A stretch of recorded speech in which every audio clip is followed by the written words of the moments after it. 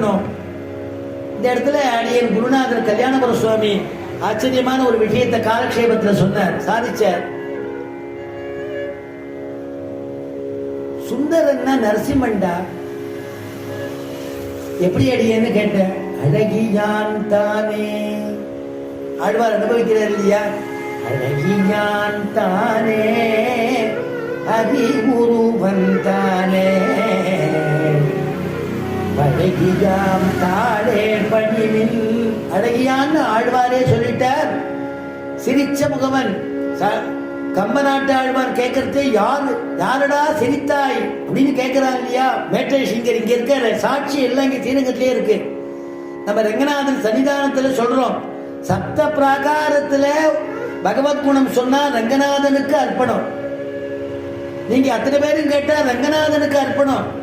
சந்தோஷிக்கிறானா, இத்தனை பேர் கேட்கிறாளே, அட நம்ம பையன் சொல்றானே அப்படின்னு சந்தோஷிக்கிறானா. உடனே பெருமாள் என்ன பண்றார்? தேசிகனை அனுப்பிச்சு அவன் உபன்யாசம் ஆரம்பிக்க போறான், நல்லபடியா நடக்கணும், அனுகிரகம் பண்ணிட்டு வாரும், என்ன ஒரு பிரதட்சணம் பண்ணிட்டு வாரும்னு சொன்ன மாதிரி ஜல் ஜல் ஜல்னு யான வாகனத்துல பெருமாள் நடையில சொல்றச்சே கஜசிம்ம கதீவீரவு சாத்தூல விஷபோபமவுன்னு அனுபவிக்கிறார் வால்மீகி. அதனால கஜம் யான வாகனத்துல சுவாமி தேசிகன் எழுந்தருளி நமக்கு ஒரு விசேஷ அனுகிரகத்தை பண்ணி உங்களெல்லாம் கேட்கும்படியாக அனுகிரகத்தை பண்ணிட்டு பெருமாளுடைய நியமனத்தை பூர்த்தி பண்ணி வைக்கிறாராம். அப்படி நமக்கு ஒரு பாக்கியம். அதனால இங்க குருநாதர் சொல்லுவார், அழகியான் தானே அறிவுருவம் தானே. அந்த பெருமாள் சிரிச்சின்னு இருக்கக்கூடிய பெருமாள். சுந்தரன்னா நரசிம்மன் அர்த்தம்பா அப்படிம்ப. சரி, வனசுந்தரன்னா யாரடிய? வனசுந்தரன்னு சொல்றேன்னு கேட்டேன். வனசுந்தரி யாரும் தெரியாதா? தண்டகாரண்யத்துல சக்கரவர்த்தி திருமகன் அப்படி காலடி திருவடி எடுத்து வச்சு வரும்பொழுது அங்க இருக்கக்கூடிய தண்டகாரண்யவாசிகள்லாம் ரிஷிகள்லாம் ஓடி ராமபிரான பார்க்கிறா, அவனுடைய ரூபத்தை பார்க்கிறா, அவனுடைய லாவண்யத்தை பார்க்கிறா. ஆகா, இப்படி இருக்கிறாரே, இப்படி இருக்கானே ராமன், ராமன் ராமன் நாம ஜபிச்சுட்டு இருக்கோமே, அந்த திருவுருவத்தை இப்பதானே பார்க்கிறோம். ரூப சம்கணனம் லக்ஷ்மி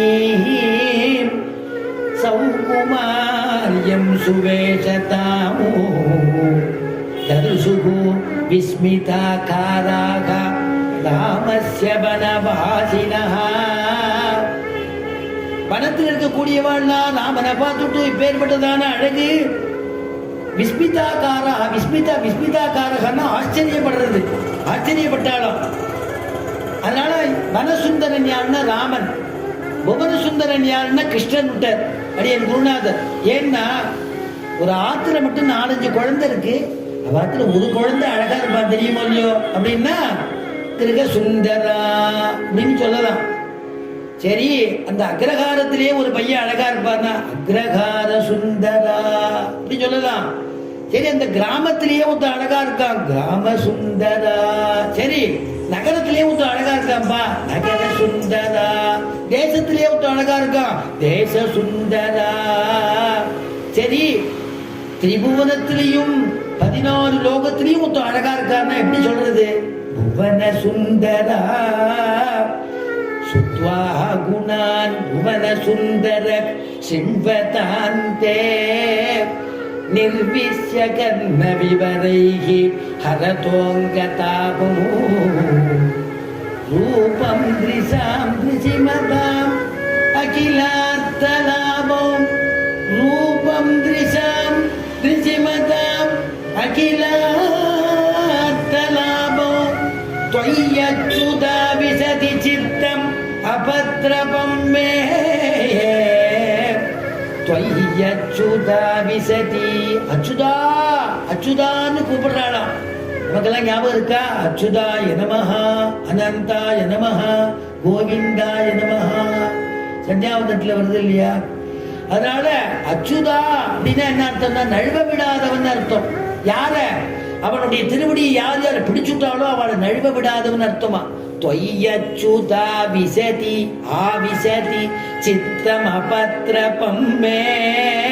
என்னுடைய சித்தத்தை நீ அபகரிச்சுட்டப்பா, என்னுடைய தாபங்கள்லாம் தீர்ந்துடுத்து கிருஷ்ணா அப்படின்னு முதல் ஸ்லோகத்தினால சொல்றாளாம். ஏன்னா அப்பேற்பட்ட அழகு. ஏன் ராமன் அழகு இல்லையான்னா? வடுவூருக்கு போனேன்னா ஆச்சரியமா அப்படி ஆரத்தி